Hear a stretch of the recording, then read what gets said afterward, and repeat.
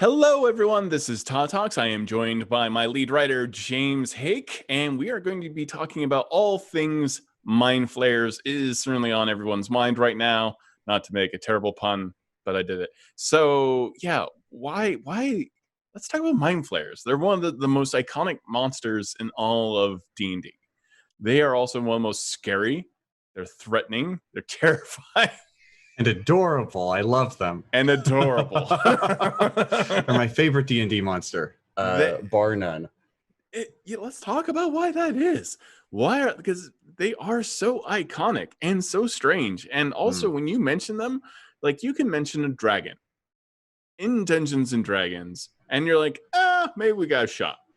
When I see a Mind Flayer, I'm like, oh man, like we're going to die.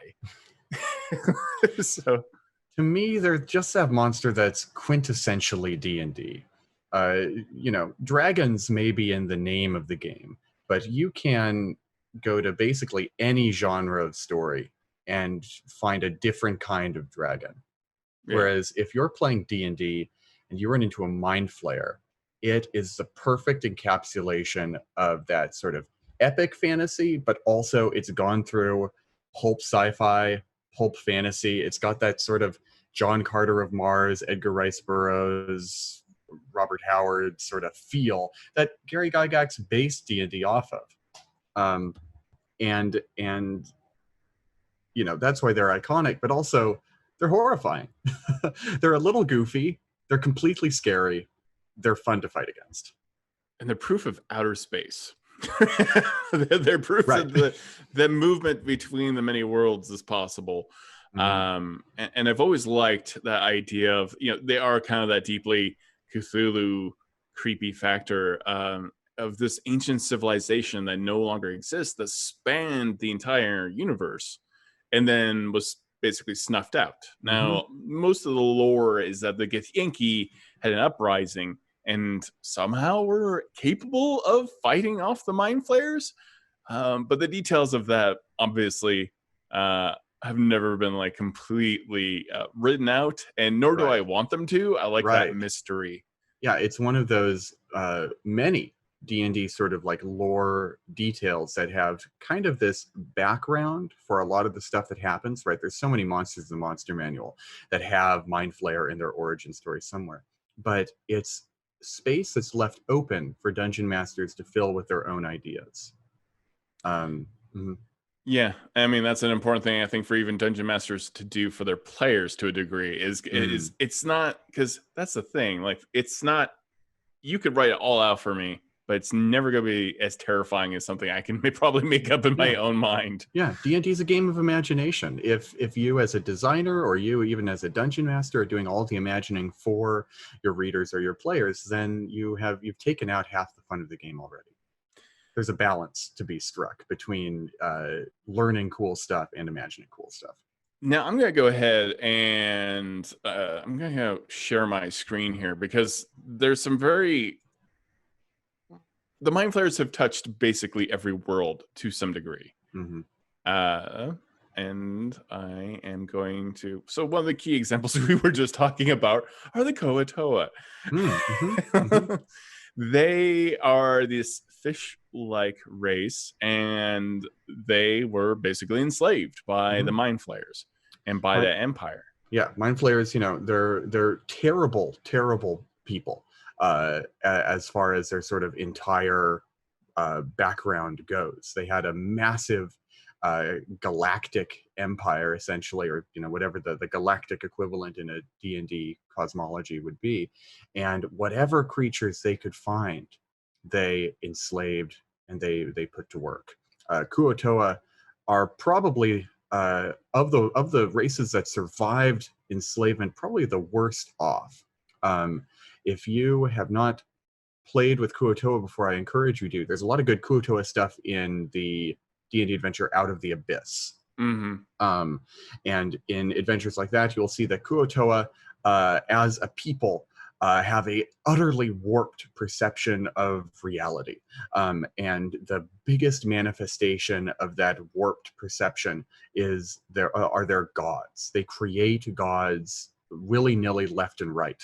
And which is great because their warped perspective on reality warps reality. They bend reality to that not corruption, but that mental state. Not a lot of creatures, I'd say almost none in D&D can do that in any way.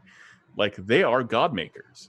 Yeah, and Koto are wild because, you look at their general alignment, neutral evil. That's a big generalization about them, but their alignment isn't evil because they're mustache twirling people who love causing suffering.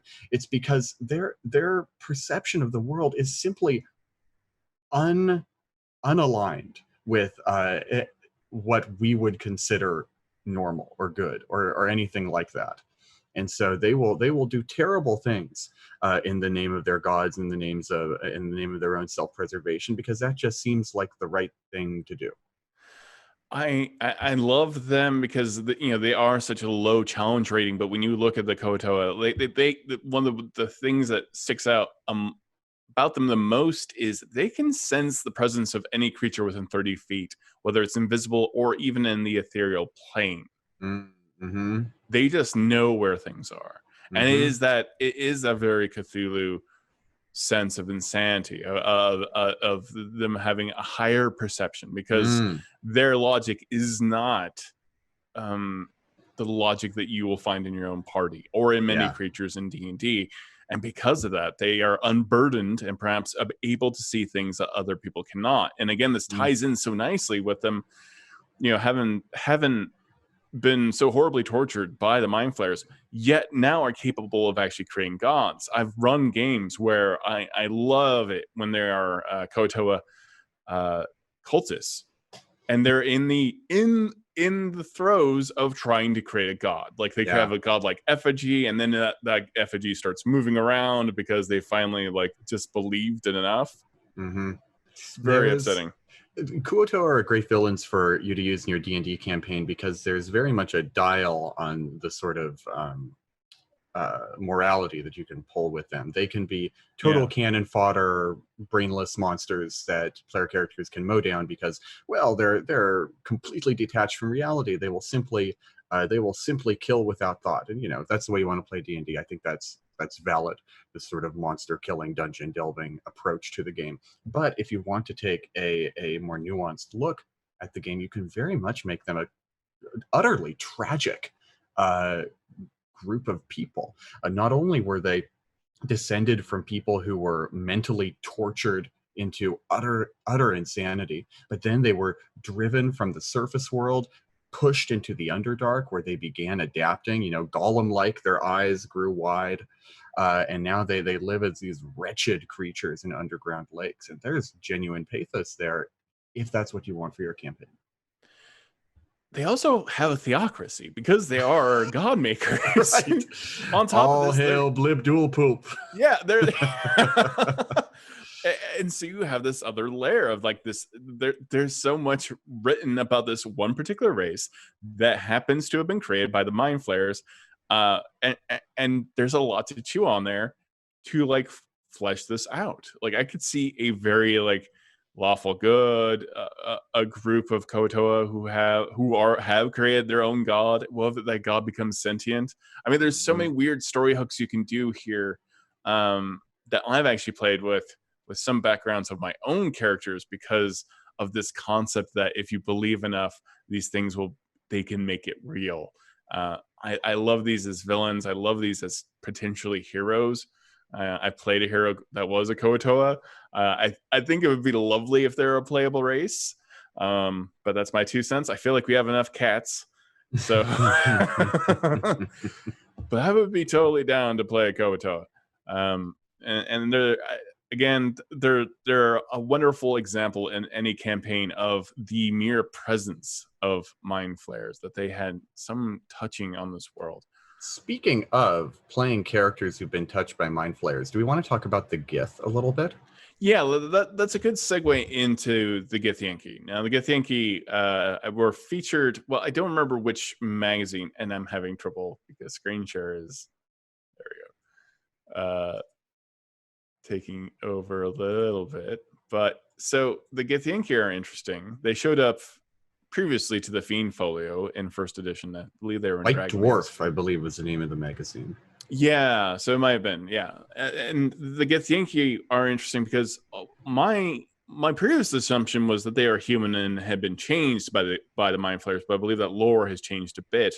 But they overthrew the Mind Flayers somehow. They've made deals with Tiamat to get red dragons on their side so that they could hunt down the Mind Flayers.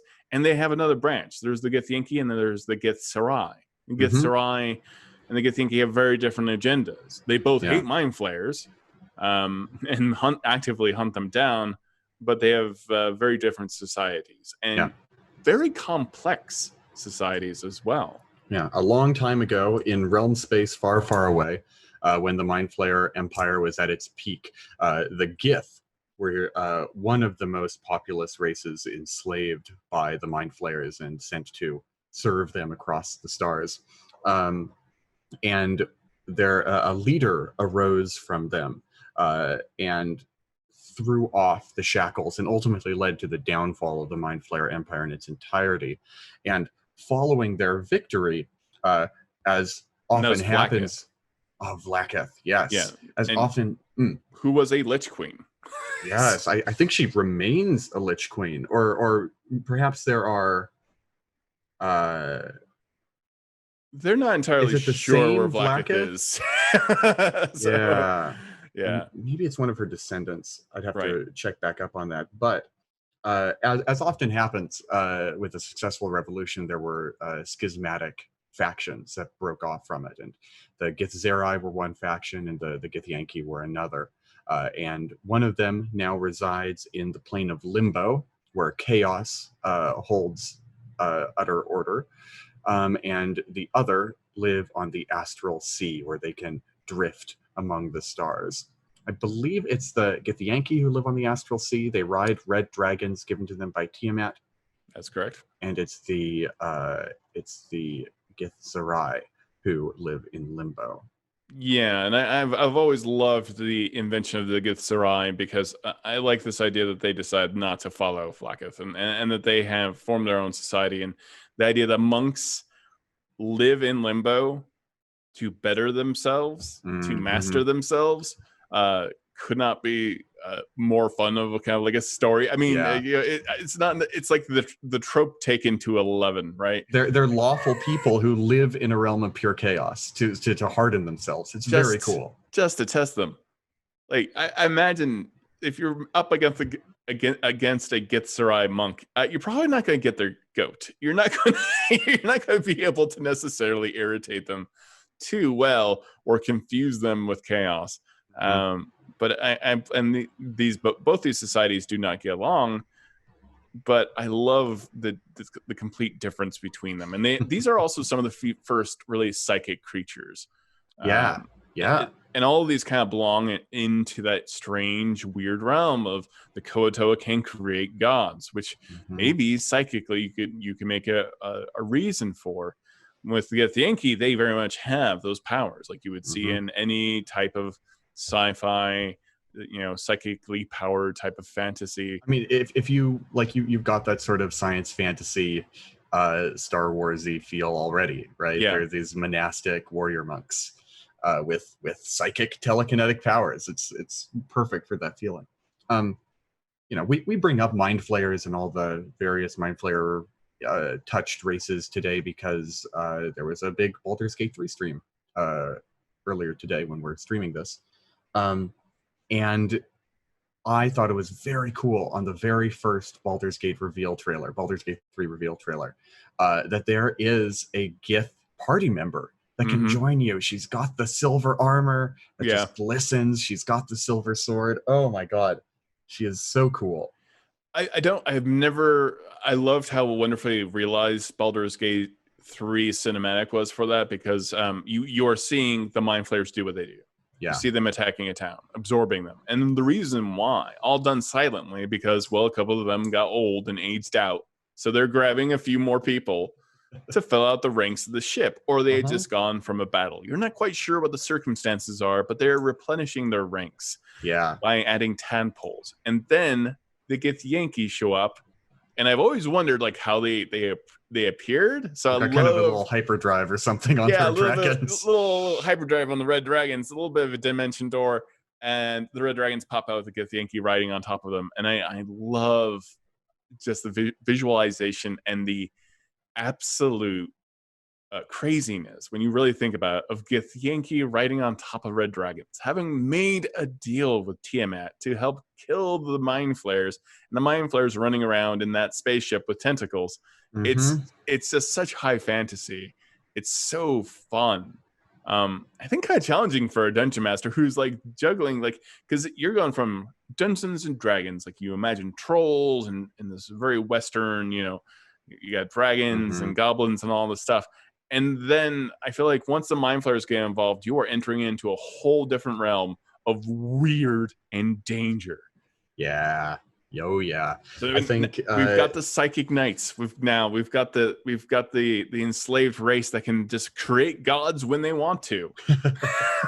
Things have gone a bit strange. they've gotten a bit out of hand, and I think for people who have played their first D&D campaign and they're like, okay, I know what traditional fantasy is, let's shake it up a little bit. Right. This is kind of the perfect next step into a broader world that you could take with D&D. Let's get away from the knights and castles. Let's get on a dragon. Let's get psychic powers. Let's fly through the astral plane, fighting mind flayers in their nautiloid spacecraft, essentially.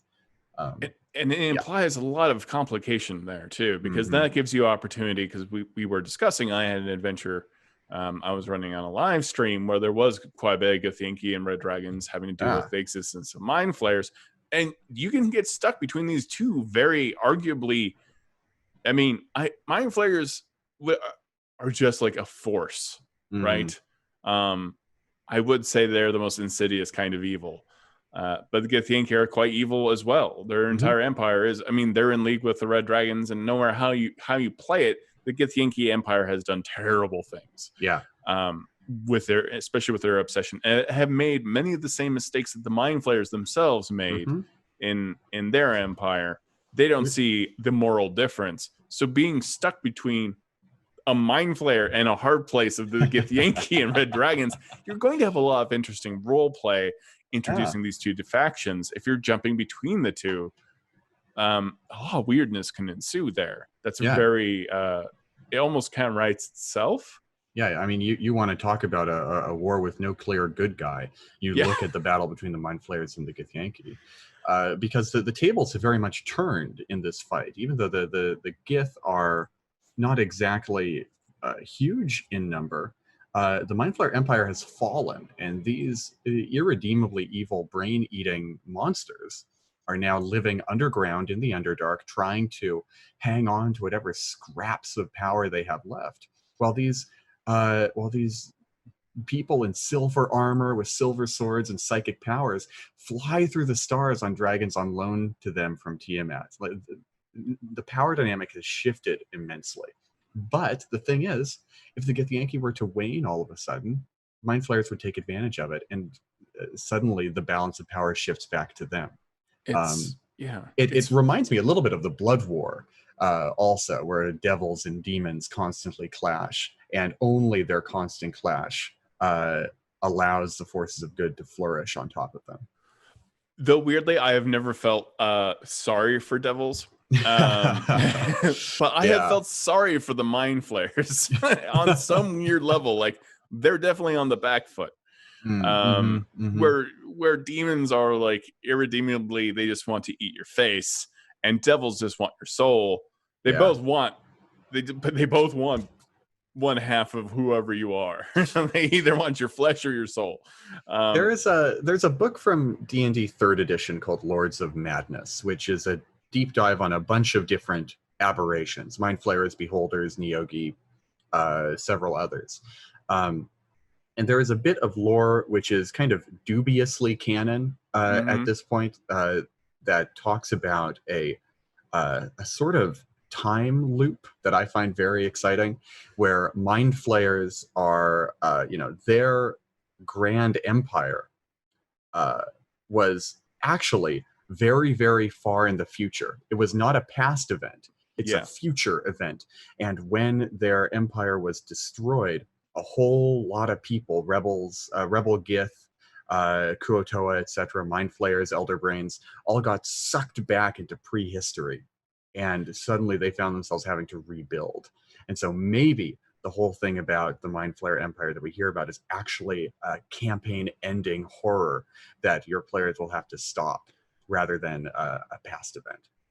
And I'm familiar with that piece of lore, and it certainly has opened up the door for I love time travel, but also it's opened up the door because they say, where did this vast empire go? Well, it either didn't ever exist, or B, they decide to move forward in time is another option too. So maybe they went into the past, maybe they went into the future, but something as insidious and intelligent as the Elder Brains and the Mind Flayers, I just don't buy that they're gone. Or they haven't moved somewhere else, because they are the most genius level of monsters in D&D. I just feel like the other shoe is going to drop. Yes. And it's going to be very bad. And I don't think the Githyanki do have the advantage. I think it's hubris on their part, as well as the Red Dragons. That's how I view it. I feel like there is this threat looming, and boy, do I feel that in Baldur's Gate 3 as well right now. Just seeing those trailers.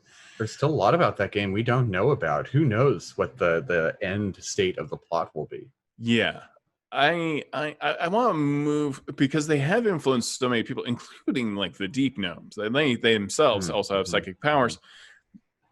There is one monster, which, boy, I mean, already when I see Mind Flayers, I think the party's going to die. We're not going to make it. We know that Paladin's not going to make that intelligence saving throw. When we get to the Intellect Devourer, which is one of the oldest D&D monsters, I am filled with such absolute dread that I am going to lose my character this day. Horrible, horrible thing. To one of the lowest CR rating monsters you could probably die to so quickly, because this is a save or die scenario. Have you used these in your own game? Because when I use them, I'm personally terrified for my players. I feel like, boy, you can always add more hit points to somebody, or give them a lot of like intervention like moments where things just suddenly go well. But boy, when it comes to Intellect Devourers, there is not a very large margin of error here. Whenever I think of Intellect Devourers, my first thought is really, really early Critical Role. It's like episode 2 of campaign 1 Critical Role. Okay. And Vox Machina is like level 10 at the start of that campaign. And there's an Intellect Devourer in just, a group of level appropriate monsters. There's just one Intellect Devourer, this CR2 monster.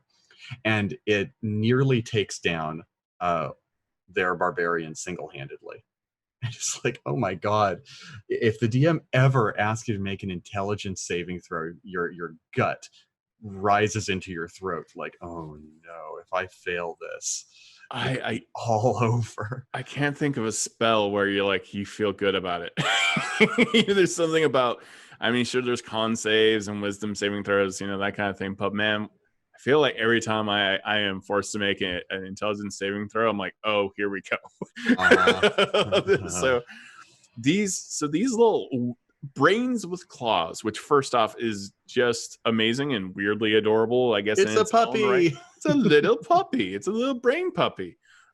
They can devour your intellect. That's the deal. When they attack, the target must succeed on a DC 12 intelligence saving throw against this magic, or take, either a flat 11 points of damage or 2d10 psychic damage. On a failure, roll 3d6. If the total is equal to or exceeds the target's intelligence score, and I love the 3d6. This is kind of like a heralding back to how we used to roll dice. For characters, you would roll 3d6 for each of your stats. If the total equals or exceeds that target's intelligence saving, their score, the score is reduced to 0. it's just a 0. You have 0 intelligence. The target is stunned until at least regains 1 point of intelligence. This sets it up for the worst thing ever, Joey. Mm-hmm. So, Mm-hmm. you want to talk about body thief? Oh, yeah. When Intellect Devourer initiates an intelligence contest with an incapacitated humanoid within 5 feet of it that isn't protected from protection from evil and good, a spell that prevents possession. If it wins that contest, the Intellect Devourer magically consumes the target's brain, teleports into the target's skull, and takes control of the target's body. And they're just possessed. It's worse than possessed. That target is dead. The target is dead. Their brain is gone, and their body is being puppeted by this brain puppy. And that devourer like maintains all of your physical stats. Mm-hmm. Mm-hmm. And if the host body dies, if reduced to 0 hit points and they fail their death saves, the Intellect Devourer just pops out. It's fine. It hasn't taken any damage from all that. You certainly get a chance for your party to potentially save you. But if you are downed by Devour Intellect, you are dead. Mm-hmm. Like, it is unopposed. You have 0 intelligence. There's no contest here. Your character is gone. It's a rough way to go. Yeah, seriously. There are some things that pair well with Intellect Devourers. Mind Flayers pair well with them, of course, because they're stunning creatures, right? The scary thing about Intellect Devourers is that they can drop your score to 0, your intelligence to 0, and then they can just try and make an intelligence contest that you've got nothing on. But this Intellect Devourer can use its body thief ability just as long as you're incapacitated. And there are a lot of things that can make you incapacitated. It doesn't have to devour your intellect first. If a Mind Flayer hits your whole party with a Mind Blast and stuns everyone, that means everyone in the party that fails the save is incapacitated. And then just a little horde of Intellect Devourers can come in and do their best to pop into your brain. Because that's the thing that Intellect Devourers are weakest to, is that they have to do this kind of 1-2 punch, and they've got no defense. They've got 12 AC, they've got 21 hit points, maybe 2 attacks and they're dead, basically, at this level.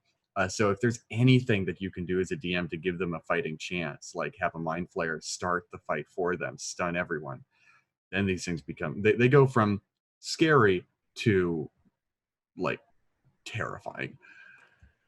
Because they also remember everything that you know. So they literally devour your brain. Mm-hmm. They absorb it into themselves. And so they know your spells. They know exactly everyone you knew. They know how to speak like you. They are the body thief. Mm-hmm. There's no reason why you would necessarily know that one of these things has inhabited it. And I don't believe at any point is there a limitation to how long these things can survive. No, there's no save. There is no time limit. They're as just long there. As they're there. All right, let's make them playable. Oh man! Oh yeah, no, I'm already working on that campaign, kids. What a great background that would be. Background Intellect Devourer. Yeah. Oh yeah. Tasty. I'm already. Oh yeah. Ooh, I like that. I am going to form my own all Intellect Devourer party. It's gonna be great. That's a secret. But I think that's gonna be a very interesting show. Wherever that ends up. So we've got, so that what's also scary about these, the puppet mastery effect of these things, that kind of, like creepy paranoia that was around the 1960s of everyone having their bodies stolen. They can detect sentience within 300 feet, which is really terrible, because that's great for the Mind Flayers as well. They just know where you are, because their little brain puppies are going to figure it out really quick. I think as a player, I would be pretty hurt if I died this way. Yes. Unless the bargain partially was like, okay, you did die. I would want these roles to be secret. I'd very much mourn for my character, especially because it's almost a no contest kind of thing. It's definitely on the edge of kind of feeling like you've lost a little bit of your agency, I would say, because it's so deadly. Yeah. But Sorry, if I got to play as the Intellect Devourer for a while, that might be a make good. This is the kind of thing where it's like, if it comes out of complete nowhere, you probably have a right to be mad at your DM if they ambush you with Intellect Devourers and you're just screwed right out of the gate. Right. If your campaign is like, it's known going into it that this is going to be some Dark Souls nonsense where death is cheap, people are just going to be falling left and right, Yeah. don't get to attach to your character, it's like, okay. Yeah. Maybe then it's fair. Or if you're in a more normal campaign and it's kind of already been telegraphed, there's going to be Mind Flayers. Yeah. There's going to be Intellect Devourers, and you're like, okay, I'm Mhm. tense. I'm poking everything with a 10-foot pole. I'm casting Protection from Evil and Good Totally. every 5 minutes. Then you're okay. But yeah. Give people that opportunity to defend themselves, because this is so deadly and so quick. And I can't think of very, very many monsters in the D&D pantheon that are just like, you're done. Mhm. And this is a rough way to go. But that's the thing, is that builds the tension. I mean, if you know there's a mind flayers nearby, if you know there's Intellect Devourers, and you telegraph that, those players are going to come correct. And if they don't, that's on them. Or don't even go in there. Let that town die.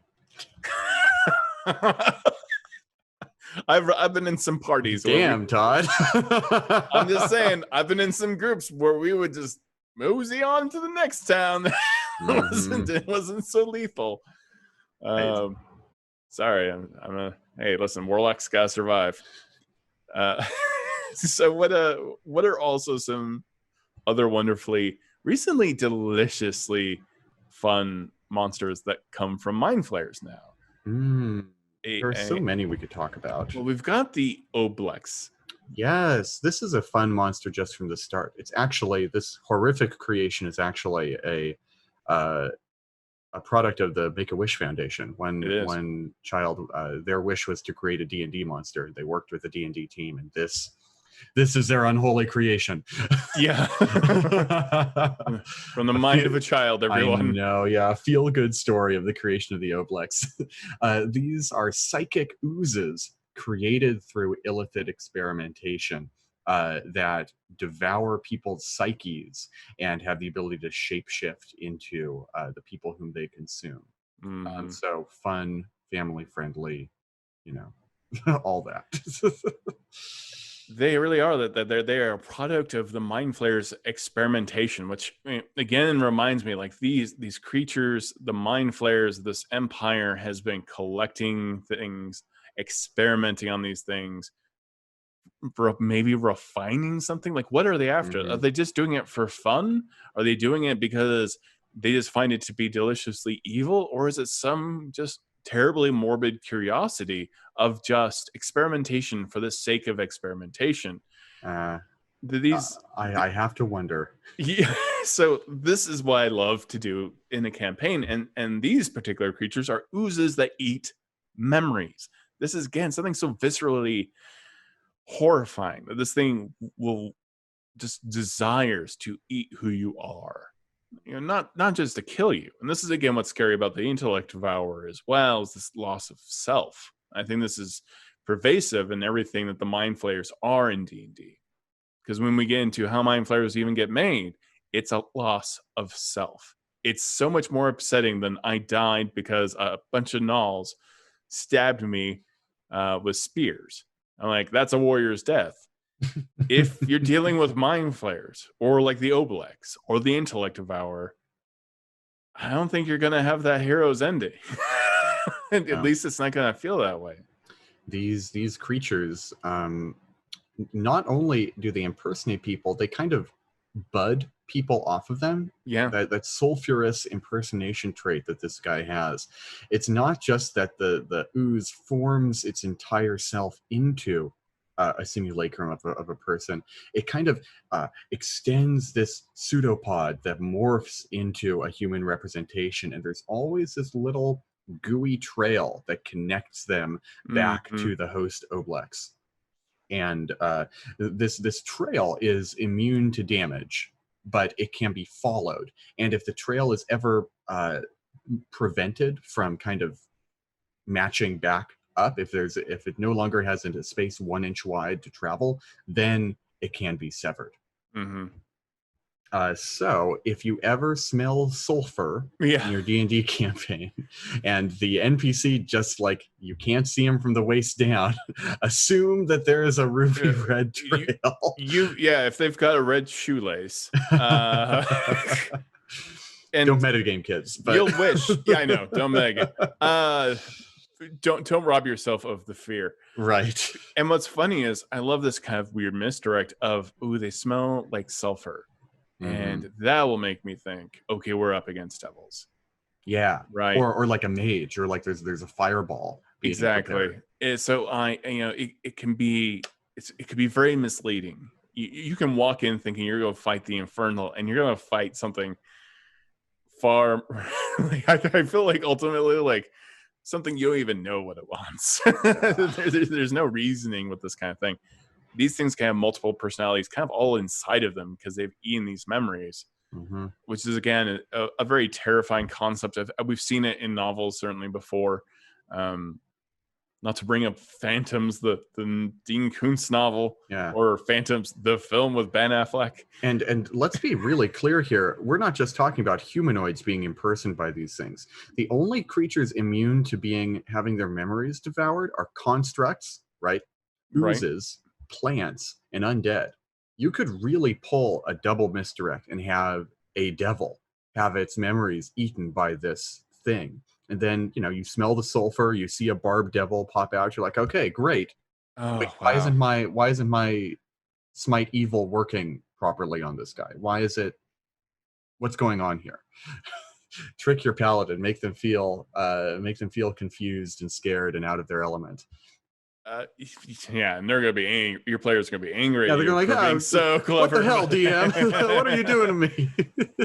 And they've got some nice spells here. They got hallucinatory terrain, hold monster, hypnotic pattern, dominate person, dimension door. Yeah, confusion. And this is Big Daddy Oblex, by the way. I think there's this is two or the big three, one. maybe even four smaller versions of the Oblex that you can throw at lower level parties. But this elder one is spooky. Yeah, it's one of those things where it does kind of, the thing you have to remember about D&D, just because something has a challenge rating doesn't mean that you are playing it how you play is going to be that challenge rating. I've certainly played monsters as if this was their first day on the job. I think that happens to a lot of D&D DMs sometimes, that we're just like not really thinking it through.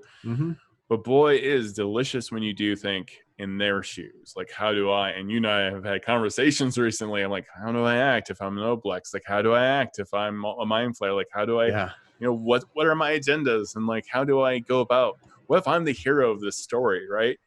Because no one thinks they're the villain. It's interesting that the Oblex are lawful too. So they're very regimented in their view. I have to wonder if that's kind of a byproduct of the Mind Flayer experimentation. Right. They were created to be subservient creatures. Mind Flayers themselves are lawful evil. Yeah. But now they have kind of, much like everything else Mind Flayer related, kind of escaped from their bonds. But nevertheless, they maintain that rigid, orderly attitude. It's interesting that they hunt, and this is like a big threat to the Mind Flayers. Obviously, are always going to be wizards. They like the higher the intellect, the more these things want to devour them. I feel like these were kind of maybe possibly designed to go after wizards, to trick them, to devour them and get their secrets, because that's the one class next to artificers that's going to be very adept at saving. And so this might be some kind of basically, chemical warfare, biological warfare against wizard kind. And remember, Mind Flayers hate arcane magic. Any Mind Flayer who practices the arcane is shunned and reviled from their society, even though they're, mechanically speaking, their psionics mimic spell effects. They don't do it through incantations and hand waves and spell components. They do so entirely through the power of their own mind. And it's worth noting that these Oblex, they're not psionic creatures. They're innate spellcasters, which means that I think, theorizing about these guys, they could very well be created as sort of a wizard killer, or even experimentation on like, you know, jellied wizard brains or something like that. Fight fire with fire. Mm-hmm. Yeah. They and you know, by the time you get to the Elder Oblex, you're looking at something with a 22 intelligence. This is something that is going to outsmart you very potentially. They are not going to just show up in the middle of town looking like this big red blob, right? Ready to scrap. This is, for being a challenge rating 10, I almost feel like this is very much a campaign end villain in many ways. It could be.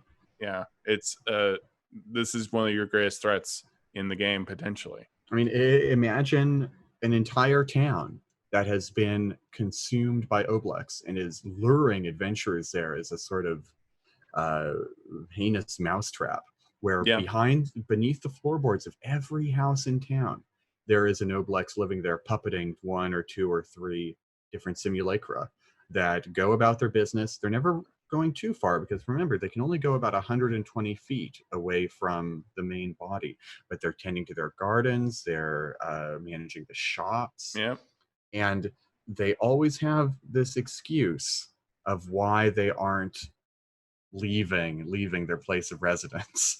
Everyone just kind of lives where they live, and that might be the first sign to everyone that something is off about this town. I have an adventure idea for you that I will tell you later. It's I think is quite delicious thinking about this. So that's the Elder Oblex. There's so much potential here for story. I see them very much as a big bad, especially. Would you say this is mid-tier? I mean, we're looking at all the party members. You got 4 of them, level 10.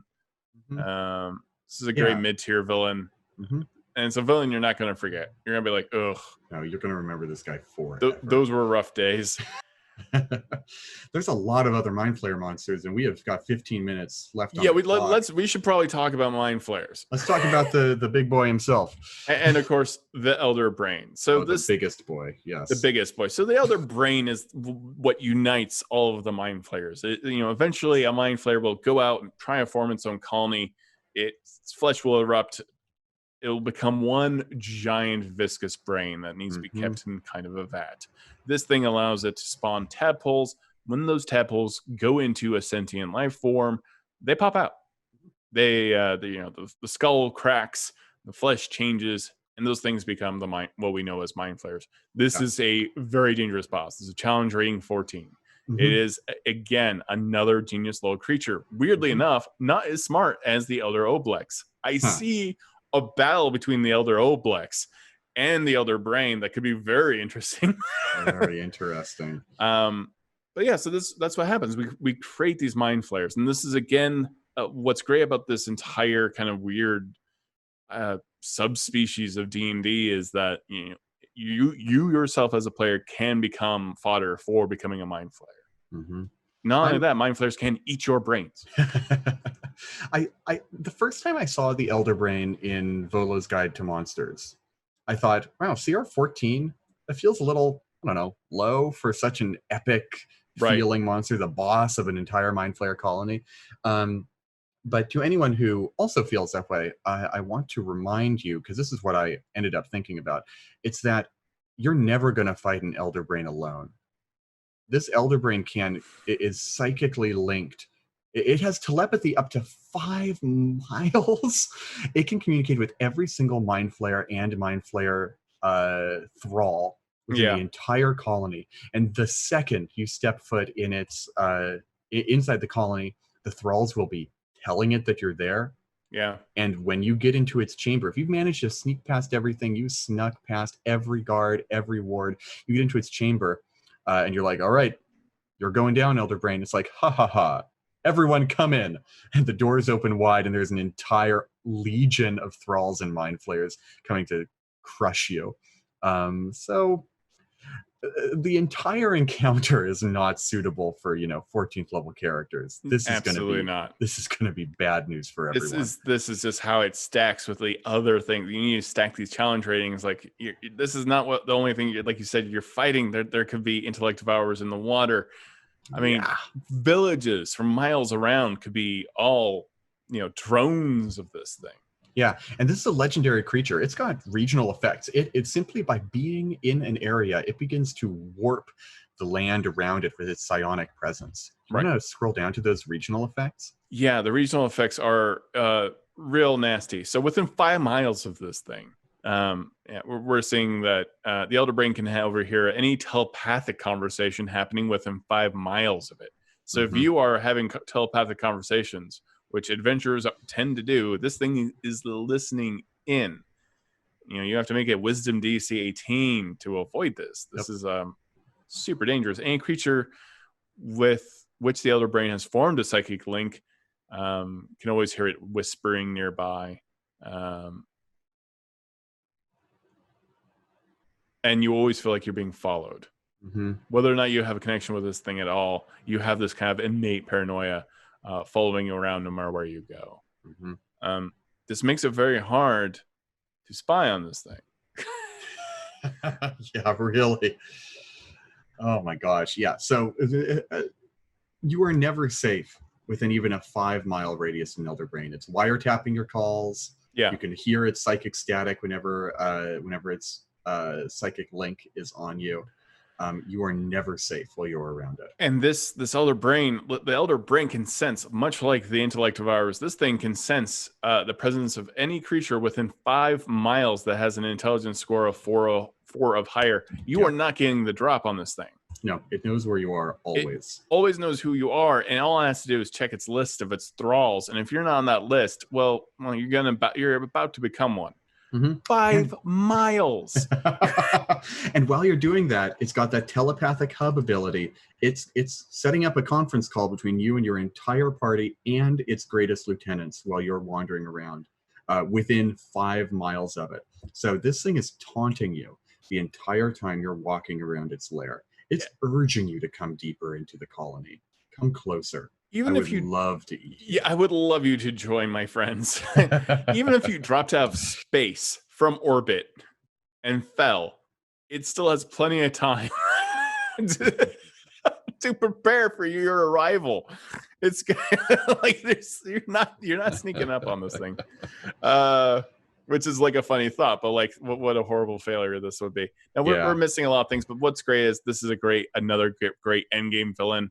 Because it's kind of like the whole ecosystem of all these creatures, I feel like can go all the way to level 20 if you're playing this smartly, if you're playing it right. Physically, maybe it's not the threat that you would think it would be at level 20 when you're at level 20. But if you're playing it smart, bad things can happen. You have all these effects that knock people out and all this other stuff. I mean, there are lots of ways for level 20 characters to die. Yeah. We've got someone in chat saying that, like, I as a player would walk right out of that campaign. It's a direct hit on my phobias and I would freak out. And I'm like, yeah, these things are horrifying. If you're playing a campaign with psychic monsters that will mess with your thoughts, like, be a good DM. Have a session 0 with your players. Ask, is it okay if I mess with your minds? Can I have villains that are just horrifying on a psychic level? Yeah, be prepared for people who are just like, I'd really rather not, thanks. Yeah, it's a lot. And that's, and of course, there's the Neolithid, which happens when one of the tadpoles is left alone and becomes like this gargantuan, horrible monster, which I adore as well. And it just goes on and on. There are some new additions. We've gotten some spoilers from WizKids. I also know some folks, and they're adorable. What are those creatures? We've got the gnome squidling. The squidling. I love them. Which was how do you say ideate? Ideated? Yeah. Ideated by my very strange and charmingly odd wife Megan, who wanted a gnome Flayer that had long tendrils that could actually walk around and have like little loose feet that never touch the ground. And so we are seeing the squidling arrive, and they look terrifying.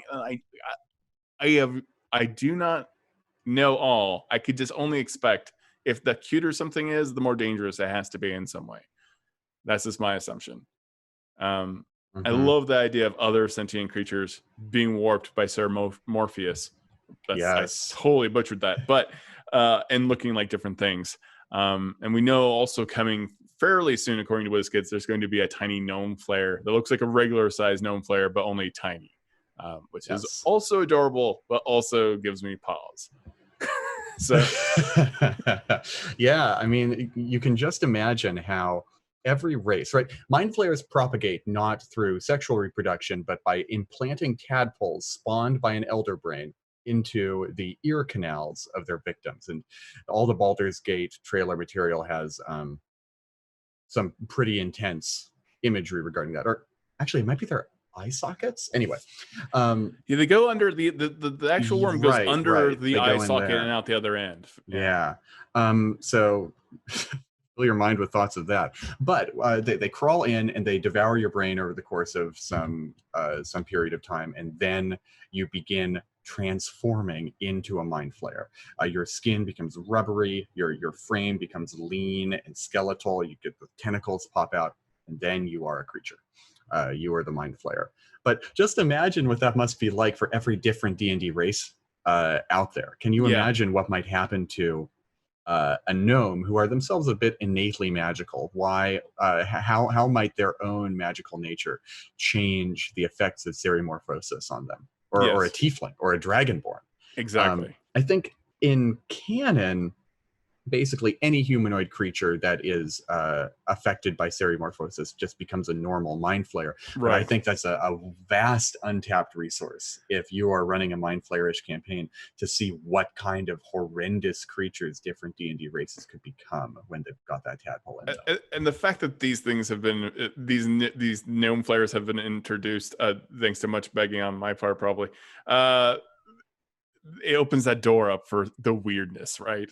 You know, mind flayer with horns or something like that. Like, you can imagine that this process doesn't always go as planned. Like, something weird things are going to be coming out of this, especially if you're talking about aberrant creatures trying to consume and change other aberrant creatures. I'm very curious how that works. Now, what I love about Baldur's Gate 3 and how they've been handling this, and what we've seen in the cinematics is, and also this has also been kind of tilted in Unearthed Arcana, the original version of this very psionic sorcerer,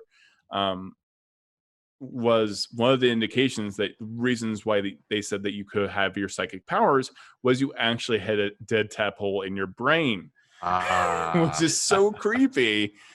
And in many of the cinematics for Baldur's Gate, all of these characters have a tadpole in their brain slowly killing them. That's fascinating. It gives you a timetable to survive. I love that for D&D. I want to bring up something I'm seeing in chat right now. There's a lot of talk about Warforged and cerimorphosis, mind flayer transformation. Technically a construct. Technically not a construct. Oh, really? That's right. Warforged are humanoid.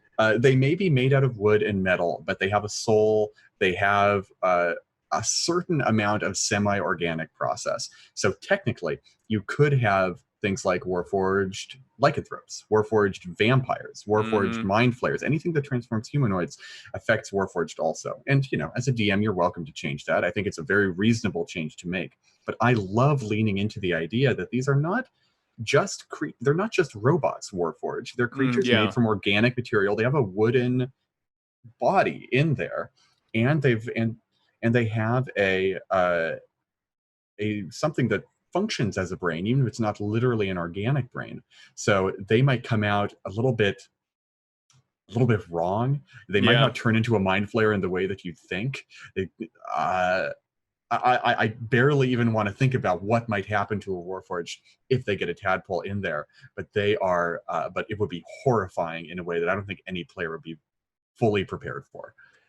That is something we need concept art, and we need a team to like. Richard really Witters, I need you on this stat. Yeah, it's just this clockwork like mind flayer, or it's naturally got this wooden armor. Yeah. Something deeply like a little mesh of post. Like, there's a lot of ways I think you could take this. We got a couple of really. I love the idea though, because it challenges my imagination. Normally, I feel like I can like kind of like get there real quick. I'm like, boy, I don't know what that becomes. Yeah, let's get Keith on the phone. Like, Keith, I know what about Warforged? I know they've had vampire mind flayers before, and that's been interesting. They've been more like predators than anything else. And that was in second edition. Real quick questions we've got. How excited were you when for the Baldur's Gate 3 announcement? A lot. Today, I was very excited, especially when they had a conversation with an Intellect Devourer. This is the other thing. Don't forget to give your creatures a personality, because there is an entire cinematic, an entire scene where you are trying to reason with an Intellect Devourer. It's so macabre. That Intellect Devourer scene is disgusting, and I love it. So disgusting, and it's charming, so and it has this childlike voice to the Intellect Devourer, and that's really proof of, like, yes, these things exist in the monster manual, but really think about that spin you can make this creepier, right? And this thing is so adorable, and there's so much room for that. And I think Larian is so good at keying into these moments of making this, like, more personal, more weird. And you're going down a very weird road with this game, and I'm here for it. Question recommendations for older books with cool lore, like the time travel one you talked about. Do you, off the top of your head, can you think of the name of the book? Okay, there are 2 books I would recommend to anyone who wants to be as big a Mind Flayer fan as I am. And the OG Mind Flayer book is called the Ilithiad, and it's from 2nd edition AD&D. I'll drop it in. I'll drop the name in chat. The Ilithiad. There it is. It is. Who is it by? It's by a really classic D&D author. Oh, it's by Bruce Cordell. Bruce Cordell, yeah. Classic D&D author. He does stuff with Monty Cook Games now. He is an awesome designer. And that is the book on early Mind Flayers. It's the best resource.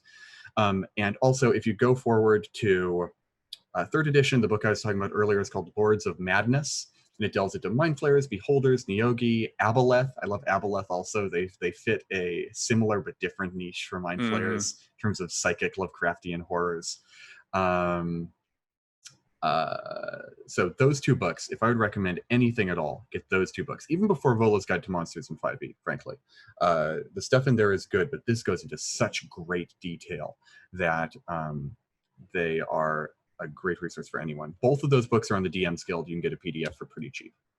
The other question was, those wailing faces on the Oblex, are they budding pseudopods or trapped devoured consciousness? I say both. Oh, both, yes. Yeah, they're definitely both. I have done terrible things with Mind Flayers, one of which is probably, I would say, just silly to the point of ridiculousness. I really wanted my players to think that there was this great Kraken threat, and, like, all of its agents were around, and they saw all these symbols that were very Krakeny, and they thought that was the big bad for the game, for that season, for that campaign. And ultimately it wasn't. The Kraken and all of its army was being driven out and consumed by the Mind Flayers, who had risen up out of the ocean. And so not only had they converted all these sea spawn into Mind Flayers, they also had found a way to stick a tadpole inside the Kraken. Now, I know this is like shoving a duck into a turkey. It's the turducken. But once tentacles erupted from the face of the Kraken, which was very gross and gory, we now basically had we truly had Cthulhu. You know, we had tentacles on one end and tentacles on the other. It was a true monstrosity, and the players did not know what to do. It shut them down. They just left that city. To be continued. Things are obviously not going according to plan. We were here for cultists, and then we were served up pure body horror for even a Kraken. So there's a lot to chew on, so to speak. When it comes to all these things, I like the idea of individual Mind Flayers that break out of the control, of course, of the Elder Brain. I feel like there's so much. It's funny that it's such a unique aspect of D&D. I think that's why you and I both love Mind Flayers so much, because it seems so independent of everything else, but such a part of why so many things have happened. They're just the most D&D thing. You can have D&D do generic fantasy if you want to, and it works pretty well, but there's something about that B movie mix of charming and kind of laughable, but also deeply, deeply horrifying. That is something that other fantasy just doesn't get the way that D&D does, and I love them for it. Yeah, it is. I don't know that I can think of a single movie that gets as weird as all of this stuff, like all together. Like, you just wouldn't know. I would love to see a movie of just this stuff. Yeah, because audiences would not know what was about to happen. They'd be so confused and horrified. I'm praying that Baldur's Gate 3 delivers on all of that weirdness. And from what we've seen so far, it looks like they are. So it's fantastic. Thank you, James Haeck, lead writer at D&D Beyond, for joining me for this Todd Talks. I felt like it was a great day to talk about our love for all things Mind Flayers, and we've only touched on some of the monsters that have been affected by that great empire. I don't mean great as in like, I'm not even going to say it. The horrible empire of the Illithids. Thank you so much for watching Todd Talks. Of course, you can find this later on YouTube. Don't forget to like, subscribe, follow us. We've got really cool emotes. You can get butter. You can get fire. I feel like we should have tentacles now after having this long conversation. And be sure to check out some really fantastic articles from James Haeck. He also has a great article on Mind Flayers themselves that he wrote about 2 years ago. How to play Mind Flayers like an eldritch horror. That's a good place to start if you want to get into Mind Flayers too. Exactly. All right. Thank you so much for watching, everyone. Stay safe. See ya.